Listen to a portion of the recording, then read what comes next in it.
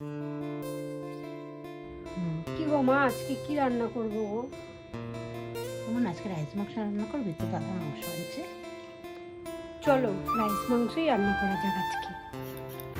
আজ fried rice আর মাংস রান্না করব আজ এক অন্য পদ্ধতিতে। আজ রান্না করব কস্তুরি মেথি দিয়ে মাংস। তো মাংস কিভাবে রান্না করি সেটা তোমরা দেখতে থাকো। দেখেই ফেলেছো, আমি প্রথমে সব কিছু কাটাকুটি করে নিয়েছি। তারপর মাংসটাকে ম্যারিনেট করার জন্য দই, জিরে গুঁড়ো, ধনে গুঁড়ো, হলুদ, নুন, চিনি সব কিছু দিয়ে ম্যারিনেট করে আমি পাশে রেখে দিলাম। একটু বেশি করে সর্ষের তেল দিলাম যাতে একটু ভালো ভালো লাগে।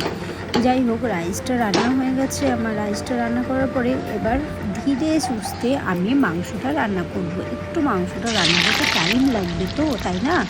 তো যাই হোক, প্রথমেই আমি দেখতে পাচ্ছ আলুগুলোকে ভেজে কড়া থেকে আলুগুলোকে তুলে নিলাম। এরপরেই আমি কড়াইটার মধ্যে গোটা গরম মশলা, জিরে, শুকনো লঙ্কা দিয়ে দিয়েছি। তারপরে নাড়াচাড়া করে পেঁয়াজ দিয়ে দিয়েছি। পেঁয়াজটাকে ভাজা ভাজা করে মশলা আর টমেটোটাকে দিয়ে দিলাম। মশলার মধ্যে কিছুই দিইনি, মশলার মধ্যে শুধু রসুন, আদা আর কাঁচা লঙ্কা, আর কিচ্ছু না। বাদ বাকি সব আমি এমনি দিয়েছি, আর কিছুই লাগবে না।